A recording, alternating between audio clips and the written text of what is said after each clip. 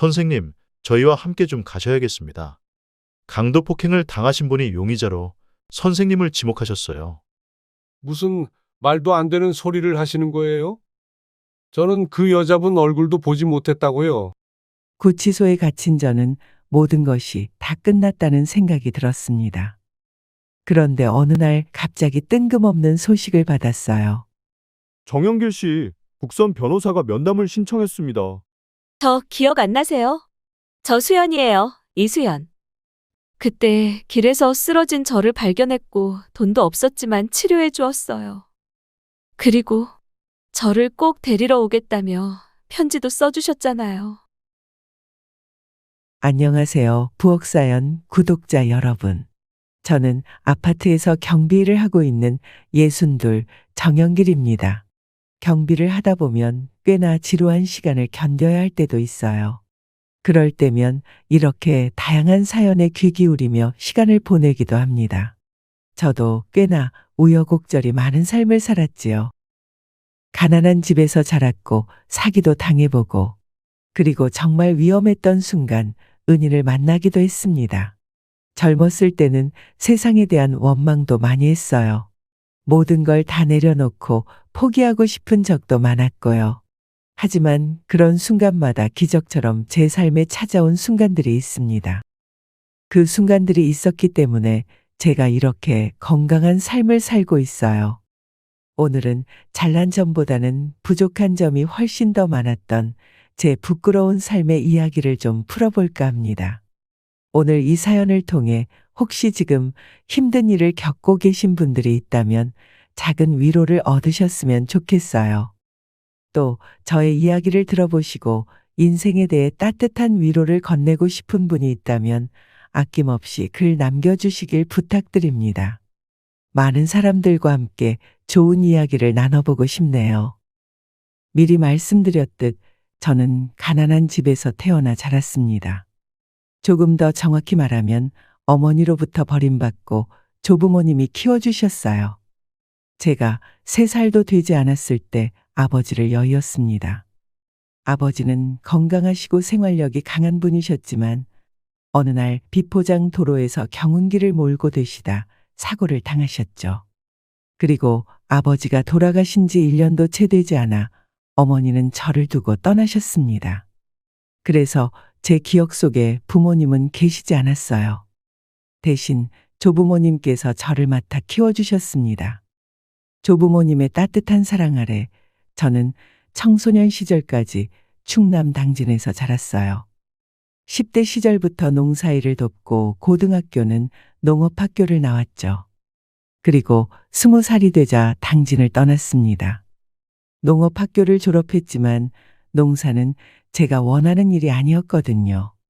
게다가 할아버지는 제가 고등학생이 될 무렵 먼저 돌아가셨고 마지막 남은 가족이었던 할머니마저 제가 고등학교를 졸업하고 얼마 되지 않아 하늘로 떠나셨습니다. 그래서 서울로 올라가기로 결심했죠. 뭐로 가도 서울만 가면 된다는 말이 있잖아요. 하지만 막상 고향을 등지고 서울에 오니 막막하고 암담하기만 했습니다. 제 주머니에는 딱 150만 원이 들어 있었어요. 가방끈이 짧았던 제가 선택할 수 있는 일은 건설 일용직이나 공단 근로자였습니다. 오랜 고민 끝에 구로공단에 있는 한 철강 회사에 입사하기로 했죠. 철을 생산하고 가공, 유통하는 회사였고 환경이 열악하긴 했지만 이를 악물고 악착같이 버텼습니다. 제가 처음 그 일을 시작했을 때는 노동 환경이 아주 좋지 않아서 고생 많이 했는데 시간이 흐르고 90년대가 넘어가자 근로기준법이 점점 개선되더군요. 초반에는 고생 많이 했지만 5년 정도 지나고 나서는 잘 적응해서 열심히 벌었습니다. 회사에서 만난 사장, 부사장, 실장, 과장 등 모두 좋은 분들이셨어요. 상사들이 좋은 사람들이었던 만큼 일을 배우고 성장하는데 많은 도움이 되었죠. 함께 일하는 동료들 역시 좋은 사람이 많았습니다. 저는 그것이 제 삶에 주어진 첫 번째 기회라고 생각했어요. 큰 돈을 모으지는 못해도 한 회사에서 성실하게 오랜 시간 근무하면 부유하지는 않아도 평범한 삶을 살 수 있을 거라고 믿었거든요. 영길 씨, 자네도 이제 노후를 좀 생각해야지. 충남 사람들은 다들 양반이라는데 자네도 그러네. 그래도 한 달에 한 번은 회사 사람들이랑 모여서 당구도 치고 가끔은 한강이나 강원도로 여행도 다니고 말이야. 저와 함께 일하던 과장님의 말이었어요. 월급을 받으면 늘 저축하기에만 바빴던 제게 반은 진심으로 반은 우스갯소리로 던진 소리였죠. 그렇게 저는 30이 넘을 때까지 15년 동안 정말 성실하게 회사를 다녔습니다. 단 한 번도 한눈판 일이 없이 말이에요. 그리고 마침내 사장님으로부터 회사 행정을 맡아보라는 권유를 받았죠. 정말 고마운 일이었어요. 저처럼 가방끈 짧은 현장 노동자는 좀처럼 행정직으로 넘어가는 일이 없었거든요. 하지만 전 고민에 빠졌습니다. 왜냐하면 그때 힘들게 모은 돈으로 PC방 사업을 준비하고 있었기 때문이에요. 회사에서 일하면서 틈틈이 PC방 업자와 컴퓨터 업계 사람들을 몇 번 만났고, 그들은 제가 가진 자본금이면 50석 정도의 PC방을 차릴 수 있다고 조언하더군요. 그땐 PC방 장사가 워낙 잘 될 때라 희망에 잔뜩 부풀어 있었습니다. 그들은 제가 직접 PC방을 차릴 건물로 데려가 임대할 공실도 눈으로 확인시켜 주었고요. 결국 그들의 달콤한 말에 이끌려 저는 사장님의 제안을 거절하고 모아둔 돈으로 PC방을 차리기로 결심했습니다. PC방 프랜차이즈 실장, 컴퓨터를 대줄 업체 대표, 부동산을 처리해줄 공인중개사까지 모든 일이 착착 진행되었죠. 저는 그저 제가 가진 돈을 그들이 요구하는 대로 주기만 하면 되는 줄 알았습니다. 1년 동안 꾸준히 만나온 사람들이었고 그들이 설명하는 말들은 제가 보기에도 합당해 보였거든요. 하지만 그땐 몰랐습니다. 그게 모두 가머니설이었다는 것을. 31살의 전 무모했고 어리석었고 순진했어요. 저는 지난 10년간 생고생해서 번 돈으로 신도림 큰 길가에 PC방을 열기로 했습니다. 공인중개사 사장님은 저와 부동산 계약을 하나하나 진행하면서 매번 같은 말을 반복했어요. 하늘은 스스로 돕는 자를 돕는다잖아요. 우리 젊은 사장님이 참 좋은 매물을 너무 좋은 가격에 가져가시네요. 15년 동안 고생한 보람이 있겠어요. 이제 잘 거둬들이기만 하면 되겠네. 내가 보기에도 그 자리는 진짜 대박이야. 정말 10년간 고생을 많이 했기 때문에 그 말은 아무리 들어도 질리지가 않았어요. 그리고 부동산 사장 옆에서 프랜차이즈 업자라는 사람이 능글맞게 웃으며 이야기했죠. 사장님, 일단 오픈은 2달 뒤고요.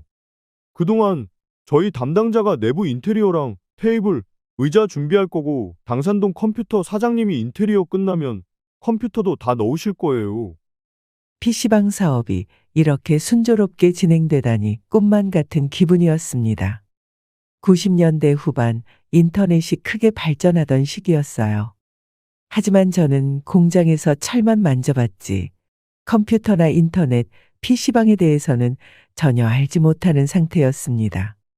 그럼에도 불구하고 PC방 사업을 준비했던 이유는 휴일에 우연히 들러봤던 PC방의 모습이 잊히지 않았거든요. 어느 날 명동에 있는 한 PC방에 들어가 봤습니다. 그때 받은 충격을 지금도 잊을 수가 없습니다. 200평 가까이 되는 그 PC방은 자리가 없어 대기 의자에 여러 사람이 앉아서 기다리고 있는데 그 수가 10명도 넘었어요. 넓게 펼쳐진 컴퓨터 자리는 100석도 넘어 보였습니다. 여러분, 노다지라는 말을 아시나요? 그때 PC방 사업이 제게는 금을 캐내는 노다지처럼 느껴졌습니다. 결국 저는 상상했던 그 모습을 떠올리며 부동산 대표와 모든 계약을 마치게 되었지요. 공장에서 발을 묶어 10년 동안 일만 하던 사람이 건축물 용도 변경이니 전기 설비니 그런 걸 알 리가 있었겠어요? 신뢰할 만한 부동산 사장이라고 생각해서 그런 것들은 알아보지 않고 계약을 진행했습니다. 돈도 충분히 있었으니 그저 계약서에 도장만 쾅쾅 찍었지요. 나중에 프랜차이즈 업자와 당산동의 컴퓨터 사장을 만나 인테리어를 준비하는 모습도 직접 눈으로 확인했습니다. 개업을 한 달 앞두고 50대의 컴퓨터 테이블과 의자, 기타 비품과 소모품들이 그 공실을 꽉 채우고 있었거든요. 이제 준비는 다 끝났고 인테리어 공사는 바로 다음 날부터 시작할 예정이라고 했죠. 하지만 일주일 뒤에 다시 현장을 찾아가 봤을 때 시작된다던 인테리어 공사가 아직 시작되지 않고 있더군요. 불안한 마음에 프랜차이즈 대표에게 연락을 하자 업체에서 자재 수입이 늦어지는 바람에 부득이하게 공사가 조금 늦게 시작되었다는 답변을 들었습니다. 그래도 개업일까지는 공사를 마칠 수 있다고 말하더라고요. 하지만 그게 마지막 연락이었어요. 그 후 부동산 사장과 프랜차이즈 업자 그리고 당산동의 컴퓨터 업체 사장이 모두 자취를 감춰버렸습니다. 다급해진 저는 곧장 신도림에 있는 제 가게가 될 그 건물로 찾아갔어요. 하지만 공실 앞에 도착하자 투명한 유리를 통해 확인할 수 있었던 건 그곳이 텅 비어 있다는 사실 하나뿐이었습니다. 공실 한켠에 가득 쌓여 있었던 컴퓨터 테이블과 의자는 모두 사라져버린 뒤였죠.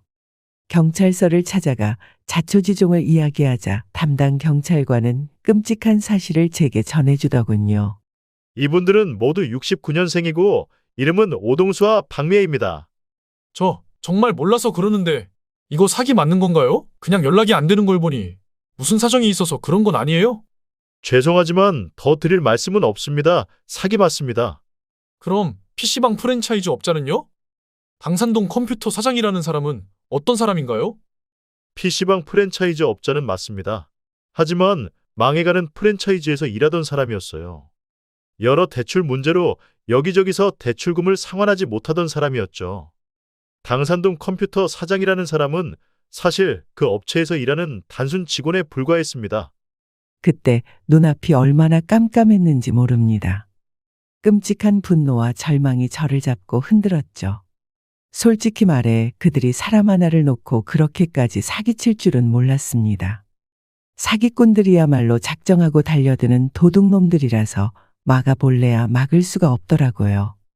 경찰서에 사건을 접수하고 나서도 그 사람들이 도무지 잡힐 것 같지가 않았어요. 경찰서를 나와 아무 생각 없이 길을 걷고 또 걸었습니다. 한참을 걷다 보니 어느새 한강 다리에 다다랐더군요. 더 이상 고민할 것도 없었지요. 난간에 손과 발을 올렸습니다. 뛰어내리려는 순간 지난 15년의 세월이 주마등처럼 머리를 스치고 지나갔어요. 그리고 저를 정성으로 키워주셨던 조부모님 얼굴도 보였습니다. 터져나오는 눈물을 참을 수 없어 난간에서 내려와 주저앉은 채로 한참을 울었습니다. 부모도 할머니 할아버지도 없이 혼자가 되었고 그렇게 힘겹게 살아왔는데 그 사람들이 저를 철저하게 기만했다는 사실에 억울함이 북받쳤습니다. 집으로 돌아온 지 며칠 후에야 경찰 조사가 시작됐다는 연락을 받았지만 그 후로는 아무런 소식이 없었습니다. 결국 범인들을 잡지 못했다는 이야기였죠. 집에 앉아 며칠을 가슴팍을 치며 지냈어요. 눈물로 지내던 저는 정신을 차리려고 했습니다. 살기 위해서라도 말이죠. 밥을 먹고 씻고 자고 그저 숨 쉬는 것까지 모두 살아남기 위해서였습니다. 염치불구하고 다시 그 공장으로 돌아가고 싶었지만 그럴 수 없더군요. 차마 회사 사장님은 물론 동료들의 얼굴조차 볼 수 없었기 때문입니다. 제 자신이 너무나 한심하고 부끄러웠어요. 할 수 없이 저는 남구로 집 근처 인력사무소에서 일용직으로 일하기 시작했습니다. 다른 회사를 알아보는 것도 이미 신용불량자가 된 상태였기 때문에 할 수 없었어요. 제 명의의 계좌로는 월급을 받을 수 없는 지경이 되었으니까요.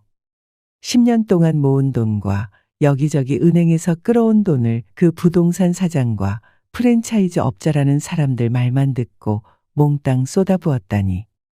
지금으로 치면 억소리 나는 금액이 한순간에 증발해 버렸죠. 궁지에 몰리면 고양이도 목덜미를 문다고 하잖아요. 또 지렁이도 밟으면 꿈틀거린다는 말도 있고요. 하지만 저는 사기당한 후 그 반대로 행동하게 됐습니다. 성실함, 근검절약, 강한 생활력, 그 모든 것을 잃어버렸어요. 인력사무소는 항상 일이 있는 곳이었지만 저는 일주일에 3번도 일하지 못했습니다. 3일 일해서 번 돈으로 술을 사다 마시고 배달 음식을 사 먹곤 했죠. 돈이 다 떨어지면 다시 힘겹게 인력사무소를 찾았습니다. 그렇게 지내다 보니 월세가 밀려 집에서 쫓겨날 뻔한 적도 있었죠. 그리고 문제는 겨울이 다가온다는 것이었습니다. 겨울은 건축 인력 시장의 일자리가 크게 줄어드는 시기이니까요. 추위가 본격적으로 시작된 12월 초 일을 마치고 절망감과 우울함에 휩싸여 집으로 돌아가던 저녁이었습니다. 물론 소주를 2병 마시고 비틀거리며 걷고 있었죠. 집으로 가는 골목길에 들어섰는데 멀리 길 한가운데 큰 쓰레기 더미가 하나 버려져 있는 것처럼 보였습니다. 쓰레기를 한쪽으로 치워 놓으려고 다가갔는데 가까이 가보니 그건 쓰레기가 아니었어요. 처음엔 보고 너무 놀라 심장이 떨어지는 줄 알았습니다. 자세히 보니 7살쯤 되어 보이는 어린아이였어요. 여자아이가 미동도 없이 길에 쓰러져 있었습니다. 혹시 죽었나 해서 덜컥 겁이 났어요. 저는 급하게 그 아이를 흔들어 깨웠습니다. 코에 손가락을 대어보니 숨은 쉬고 있더라고요. 추운데 옷도 무척 얇게 입고 있었습니다. 저는 아이를 안아들고 급하게 큰 길가로 나가 지나가는 택시를 잡았습니다. 병원으로 가주세요. 빨리요. 어디 병원인데요? 이름을 말해 주셔야죠. 그냥 응급실 있는 큰 병원으로 가주세요. 다행히도 택시를 탄 지 5분도 채 안 돼 근처 대학 종합병원 응급실에 도착할 수 있었습니다. 저는 다시 아이를 들쳐업고 응급실 문을 박차고 들어갔습니다. 제가 말할 틈도 없이 의료진이 서둘러 아이를 침상에 눕히고 치료를 시작했습니다. 곧이어 간호사가 다가와 물었습니다. 무슨 일로 아이가 쓰러졌나요? 하지만 저는 전혀 이유를 알 수 없어 대답할 수 있는 게 없었죠. 다행히도 제가 걱정했던 것과는 달리 아이는 생명에 지장이 없는 상태라고 했습니다. 의사가 간단한 검사를 마치고 저에게 말했습니다. 영양실조 상태입니다. 아이가 못 먹어서 쓰러진 거예요. 혹시 부모님 되시나요? 아니요. 저는 아이의 부모가 아닙니다. 집에 가던 중에 우연히 발견한 것뿐이에요. 다행히 아이의 생명에는 지장이 없습니다. 그래도 영양실조 상태라 몇 가지 필수 검사가 필요한데 혹시 아이 부모님 연락처를 알고 계십니까? 부모님 연락처는 모르고요. 검사비는 얼마나 나오나요? 아마 40만 원 이상 나올 거예요. 제 지갑에는 그날 받은 임금 9만 원과 집 월세를 마련하려고 모아둔 15만 원이 전부였습니다. 아이 부모님 연락처도 알지 못했고요. 그런데 왜 그런 결정을 했는지 저는 아이가 검사를 받을 수 있도록 했습니다. 그렇게 여러 가지 검사가 시작되고 6시간 정도 지나자 결과들이 하나씩 나왔죠. 참 다행입니다. 아이 몸이 이 지경인데도 영양실조로 인한 다른 문제는 없습니다. 빈혈 수치와 전해질 등이 떨어져 있지만 잘 먹고 잘 자면 해결될 문제입니다. 물론 일주일 정도는 입원해야 합니다. 의사 선생님의 말에 눈앞이 깜깜해졌습니다. 아이를 병원에 입원시키고 수납 창구에 가서 검사비와 입원비를 물어보니 모두 77만 원이라고 하더군요. 저는 지갑에 있던 9만 원을 꺼내 수납 직원에게 건네며 말했습니다. 죄송합니다. 지금 가진 돈이 9만 원뿐입니다. 정말 죄송하지만 남은 금액은 퇴원할 때까지 기다려주시면 안 될까요? 네, 남은 금액은 퇴원할 때까지 정산해 주시면 됩니다.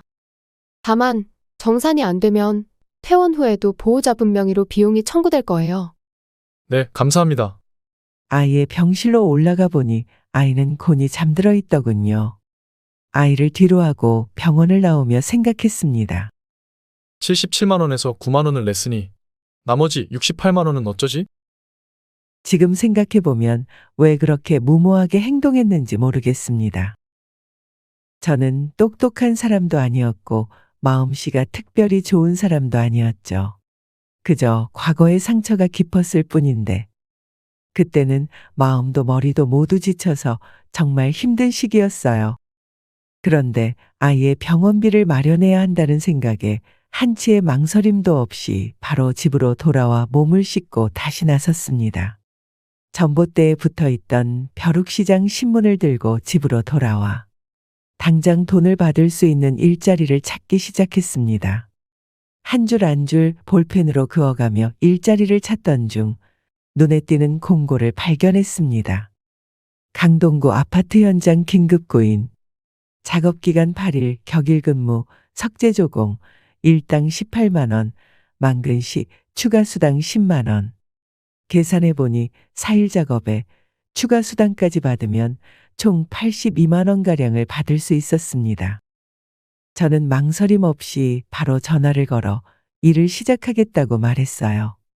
다음 날 작업복과 장갑, 간단한 세면 도구를 가방에 챙겨 약속 장소로 향했습니다. 아파트 공사 현장에 도착하자 담당자와 간단히 인사를 나누고 옷을 갈아입은 후 바로 작업에 투입되었지요. 평소에 해오던 일용직과는 달리 돌을 나르는 일은 결코 쉬운 일이 아니었습니다. 아슬아슬하게 낭떠러지를 오르내리기도 하고 80kg에 가까운 대리석을 등에 지고 계단을 오르내리기도 했죠. 하지만 마음속에서는 묘한 의지가 불타올랐습니다. 그 여자아이에게서 무엇을 보았던 걸까? 정확히 알 수는 없지만 구하고 싶다는 생각이 강하게 들었어요.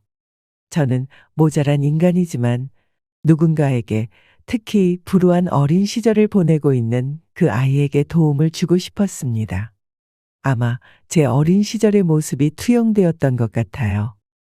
일을 시작한 지 4일이 지나자 저는 병원에 전화를 걸어 4일 더 아이를 맡기겠다고 말했습니다. 병원 관계자는 걱정하는 목소리였지만 저는 자신 있게 말했어요. 꼭 데리러 갈 테니 걱정하지 마세요. 일주일 뒤에 꼭 아이 데리러 가겠습니다. 그동안 제 아이 잘 좀 보살펴 주세요. 그때 왜 제 아이라고 말했는지 순간적으로 그냥 튀어나온 말이었습니다. 아이에 대한 연민과 동정심이 있었겠지만 그보다 더 큰 어떤 마음이 제 가슴을 흔들어 놓았던 것입니다. 마침내 모든 작업을 마치고 저는 공사 현장 담당자에게 90만 원을 받게 됐습니다.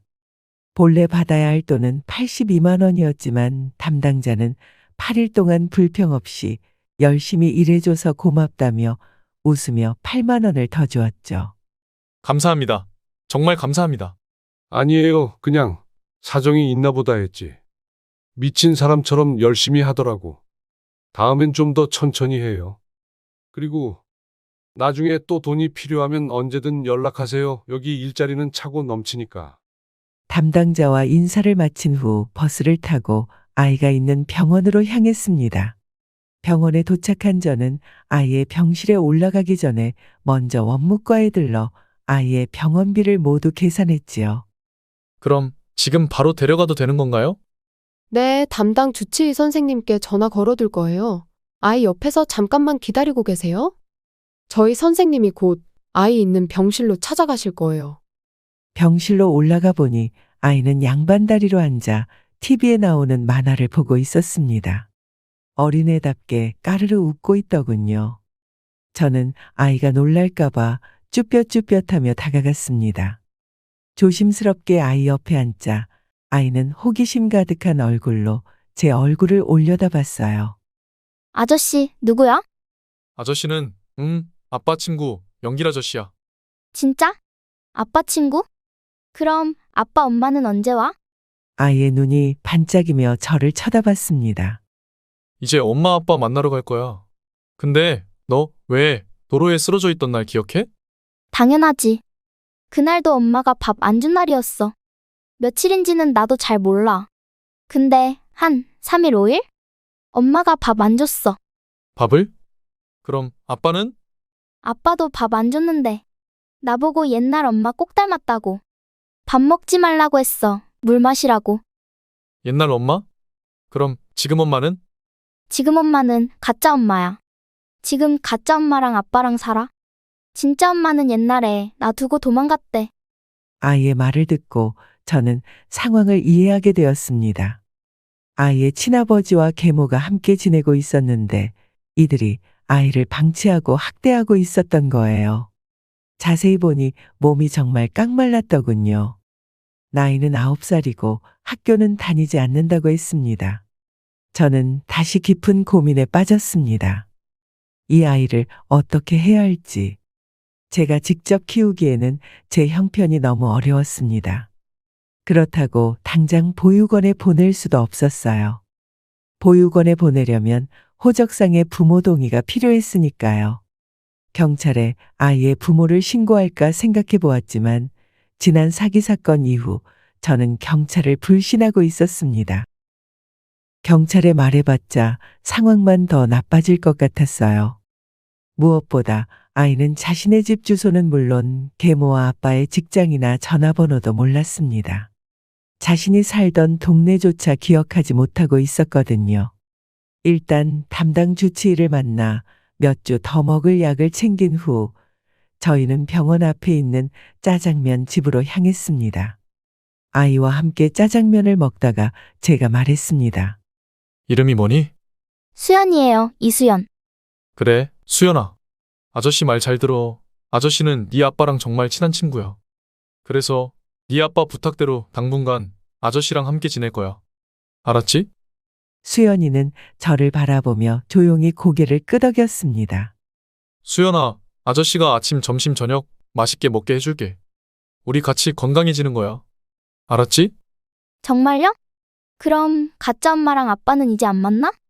그래, 수연아. 너한테 밥도 안 준 사람들은 가짜 엄마랑 아빠잖아. 그래도 아빠는 보고 싶어요. 그래. 나중에 아저씨가 꼭 데려다 줄게. 저는 시간을 두고 고민을 해보자 싶었어요. 혹시 아이를 납치하게 된 건 아닐까 하는 생각에 무섭기도 했지만 수연이를 끔찍한 그곳으로 바로 돌려보낼 수는 없었습니다. 나중에라도 수연이의 부모가 따진다면 우연히 길에 쓰러진 아이를 발견했고 부모님을 바로 찾기가 힘들어 잠시 보호하고 있었다고 이야기할 생각이었어요. 저는 구로공단에서 회사를 다니던 시절과는 완전히 다른 생활을 시작했습니다. 다시 예전처럼 의욕적으로 일을 했지만 주말에는 꼭 일을 쉬었어요. 평일에 대부분의 시간을 집에서 혼자 보내는 수연이를 위해 주말에는 누구보다 다정한 아저씨가 되어주고 싶었거든요. 그렇게 2달 저는 수연이와 짧지만 꿈만 같은 시간을 보냈습니다.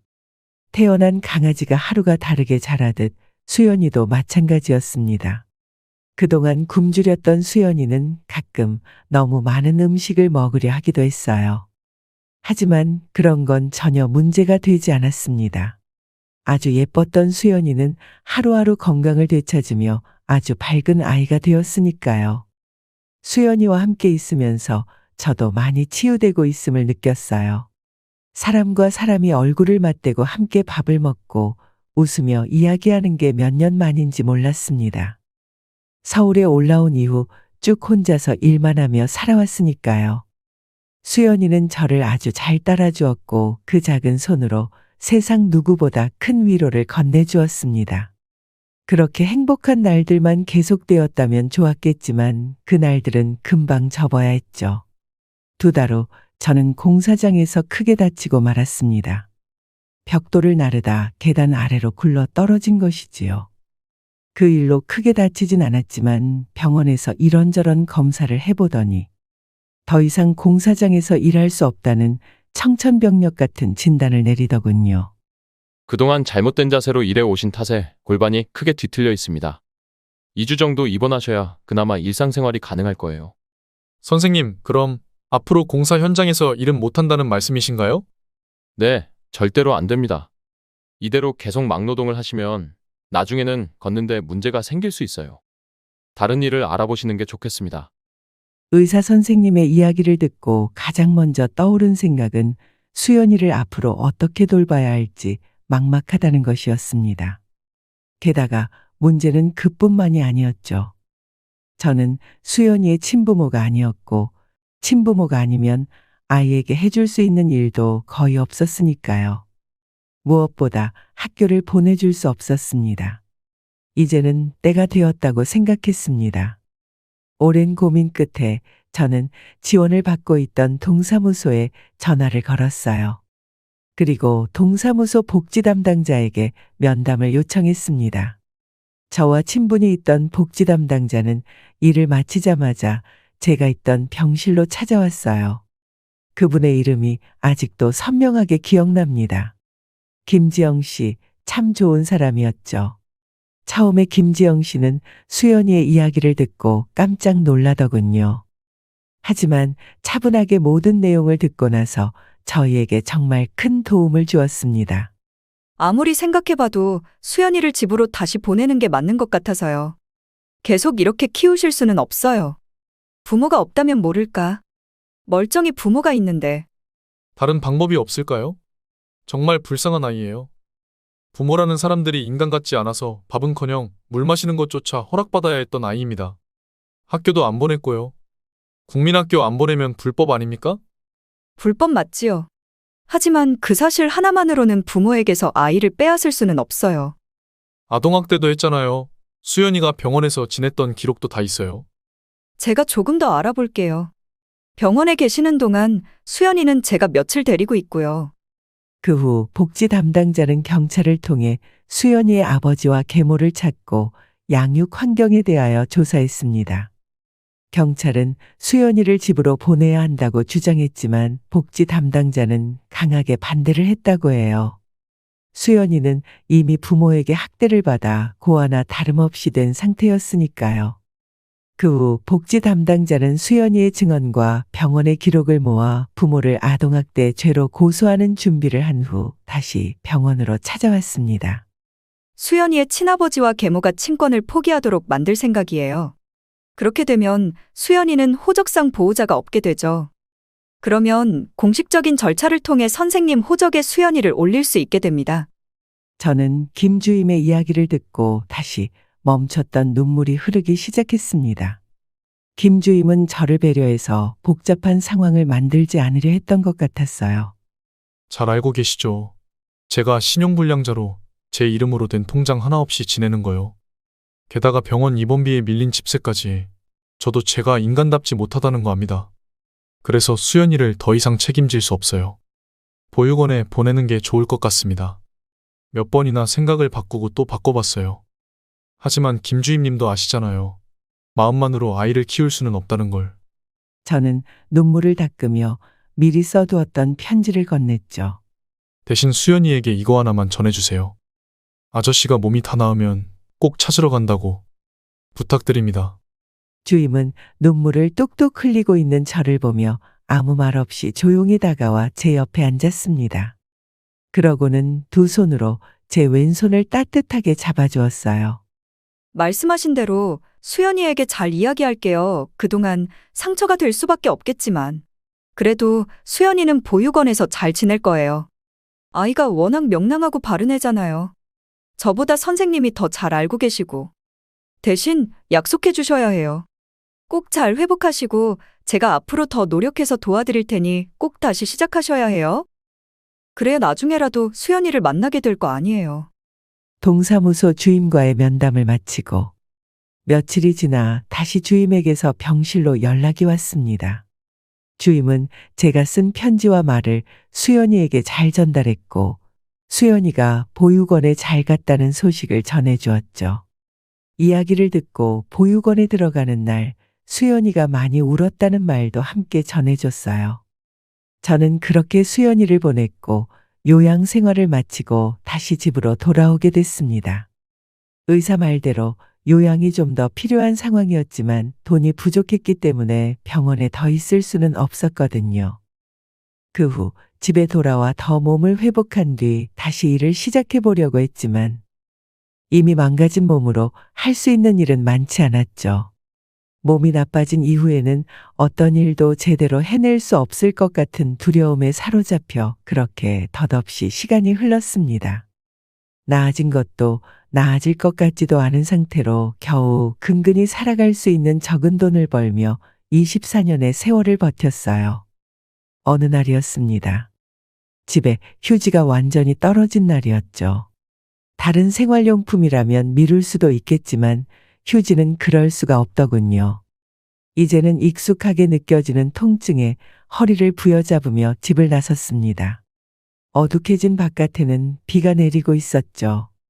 저는 예전에 공사 현장에서 일할 때 입었던 검은 우비를 걸치고 새까만 운동화를 챙겨 신은 뒤 집을 나섰습니다. 건물을 나와 슈퍼를 향해 10m쯤 갔을 때였습니다. 근처에서 갑자기 비명 소리가 들려왔어요. 가까운 거리인 것 같지는 않았습니다. 그리고 얼마 후 살려달라는 여자의 목소리가 들리자 저는 서둘러 소리가 나는 쪽으로 발걸음을 재촉했습니다. 그 목소리의 주인을 찾아보았지만 결국 찾지는 못했어요. 고민 끝에 저는 어느 다세대 주택 1층 처마 밑으로 들어가 핸드폰을 꺼내고 경찰에 신고를 했죠. 얼마 후 사이렌을 울리며 현장에 도착한 경찰이 제게 사건 경위를 물었습니다. 설명을 들은 경찰은 다시 차를 타고 여자를 찾기 시작했죠. 사건이 어떻게 해결되는지 궁금했던 저는 경찰에 신고 전화를 했던 그 자리에 그대로 서 있었습니다. 한 20분 정도 지났을까요? 경찰이 사이렌을 울리며 다시 제가 있는 곳으로 왔습니다. 젊은 순경이 저에게 말했습니다. 선생님, 저희와 함께 좀 가셔야겠습니다. 아니, 제가 왜 가야 하죠? 강도 폭행을 당하신 분이 용의자로 선생님을 지목하셨어요. 무슨 말도 안 되는 소리를 하시는 거예요? 저는 그 여자분 얼굴도 보지 못했다고요. 제가 직접 찾을 수 없어서 신고한 건데 제가 용의자라니요? 모두 알고 왔습니다. 검은 우비에 검은 운동화, 새까맣게 그을린 얼굴 170cm 정도 키라고요. 더 큰일 겪지 말고 따라오시죠. 생전 처음으로 저는 언성을 높이며 순경들에게 격렬하게 저항했지만 소용없는 일이었어요. 아무도 제 억울한 주장은 들어주지 않았습니다. 파출소에 도착하자 순경들은 고민할 필요도 없다는 듯 저를 근처 경찰서로 이동시켰습니다. 경찰서에 도착한 저는 담당 형사를 만나게 되었고 형사가 보여준 사건 당시의 CCTV를 확인하고는 경악을 금치 못했죠. CCTV 화면은 비 오는 어느 날 밤이었고 흐릿하게나마 사람의 형체를 알아볼 수 있는 정도였습니다. 화면에는 보라색 우산을 쓴 젊은 여자가 들어섰고 그 뒤를 따라 검은 우비를 머리까지 푹 눌러 쓰고 검은 운동화를 신은 남자가 등장했습니다. 그 모습이 정말 저와 비슷해 보였어요. 그 후 화면 밖에서 남자는 여자를 폭행하고 들고 있던 가방을 빼앗아 달아났다고 하더군요. 그리고 바로 그 근처에 제가 있었던 겁니다. 물론 저에게서 그 여자의 가방이 발견되지는 않았지만 가장 큰 문제는 제가 이 혐의를 부인할 수 있는 알리바이 역시 없다는 것이었어요. 저는 꼼짝없이 유력한 용의자로 경찰 조사를 받게 되었습니다. 심지어 피해자까지 저를 가해자로 지목했다고 하더군요. 형사의 이야기를 듣고 저는 말문이 막혔고 그대로 유치장에 수감되었습니다. 다음 날 바로 구속되어 구치소로 이감되었고요. 구치소에 갇힌 저는 모든 것이 다 끝났다는 생각이 들었습니다. 저에게는 변호사를 선임할 비용이 한 푼도 없었죠. 이 억울한 누명을 벗을 방법도 없었고 교도소 생활 후 일상으로 돌아갈 자신도 없었습니다. 이제는 정말 인생이 끝이라고 생각했어요. 하지만 저처럼 일반 변호사를 선임할 수 없는 사람들에게는 국선 변호사를 선임할 수 있는 제도가 있더군요. 그런데 제가 만난 국선 변호사들은 제 말을 믿으려 하지 않았고 오히려 형량을 줄이는 방법을 알아보자고 권하기도 했습니다. 변호사를 만나고 돌아온 후에는 극단적인 선택까지 생각하게 되었어요. 하지만 억울함에서 오는 비통함과 분노 때문에 어떻게든 누명을 벗어야겠다는 생각에 쉽게 죽을 수도 없었습니다. 그런데 어느 날 갑자기 뜬금없는 소식을 받았어요. 정영길 씨, 국선 변호사가 면담을 신청했습니다. 나와 보세요. 차가운 수감 시설을 나와 교도관을 따라 면담 장소로 향했습니다. 문을 열고 들어가자 어딘가 익숙한 얼굴이 보였어요. 처음에는 누군지 잘 알아볼 수 없었습니다. 제 나이와는 전혀 관계가 없을 것 같은 젊은 여성이 그것도 아주 기품 있고 고상하게 차려입고 앉아 있었어요. 그 여자는 자리에 앉은 저를 보고 스스럼 없이 제 이름을 불렀습니다. 영길 아저씨, 안녕하세요. 당신 변호사 아니세요? 제가 죄인이라고 그렇게 함부로 대하는 겁니까? 저 기억 안 나세요? 저 수연이에요. 이수연. 그 말을 듣고 나서 10초간은 멍하게 앉아 있었죠. 그리고 얼마 후 모든 기억이 한꺼번에 떠올랐습니다. 구로공단에서 10년 동안 일했던 아저씨. 나쁜 사람들에게 사기를 당해 모든 걸 잃고 신용불량자가 되어 인력소에서 일했던 아저씨. 그때 길에서 쓰러진 저를 발견했고 돈도 없었지만 치료해 주었어요. 동사무소의 김지영 주임님이 저를 보육원으로 데려다 주셨고, 그리고 저를 꼭 데리러 오겠다며 편지도 써주셨잖아요. 수연이가 맞았습니다. 마음에 묻어두고 괴로울 때마다, 삶을 모두 내려놓고 싶을 때마다 수연이와 했던 그 약속을 떠올리곤 했지요. 고개를 떨구며 저는 오열하기 시작했습니다. 누명을 벗는 것 따위는 생각조차 나지 않았어요. 그저 고개를 떨군 채 계속해서 어린아이처럼 눈물만 흘렸습니다. 맞은편에 앉은 수연이도 마찬가지였죠. 아저씨, 정말 죄송해요. 그동안 아저씨한테 받은 거 다 돌려주려고 정말 많이 찾아다녔는데 이제서야 찾아와서.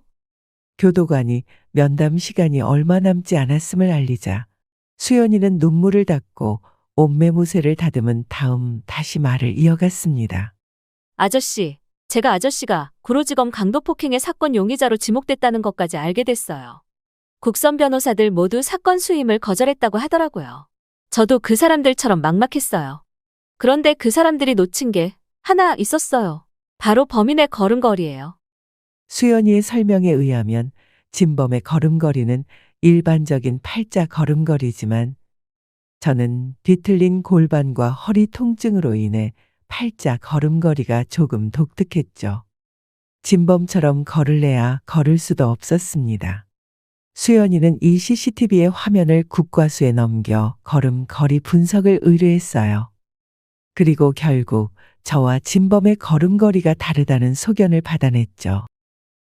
그 후 수연이의 말대로 저는 결국 재판에서 무죄를 선고받고 다시 집으로 돌아올 수 있었습니다. 집으로 돌아온 후 저는 지친 심신을 달래며 수연이와 종종 전화통화하는 걸 낙으로 삼아 하루하루를 보냈어요.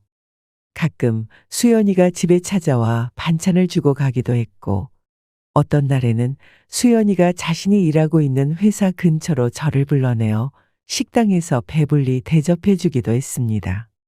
그리고 조금 시간이 지난 후 수연이는 제가 신용을 회복할 수 있도록 회생 절차를 준비하기 시작했어요. 저는 이 모든 것이 어떨떠라기만 합니다. 아저씨는 저에게 아빠나 마찬가지예요. 아시죠? 앞으로는 제가 평생 곁에서 많이 도와드릴게요. 그 후 정말 수연이의 말대로 저희는 아빠와 딸처럼 지내고 있습니다. 지금 이 일자리도 수연이의 도움으로 얻을 수 있었지요. 할 일 없이 지나간 세월에 벌써 환갑이 넘어버린 나이지만 제 인생은 이제 다시 시작된 듯 희망으로 부풀어 있습니다. 여러분, 참 기구하다면 기구한 인생이지요. 사람 마음, 세상 일, 하늘의 뜻은 모두 알 수 없는 것 같아요. 다만 그저 순리대로 선하고 바르게 사는 것이 하늘의 뜻이 아닌가 생각하게 됩니다.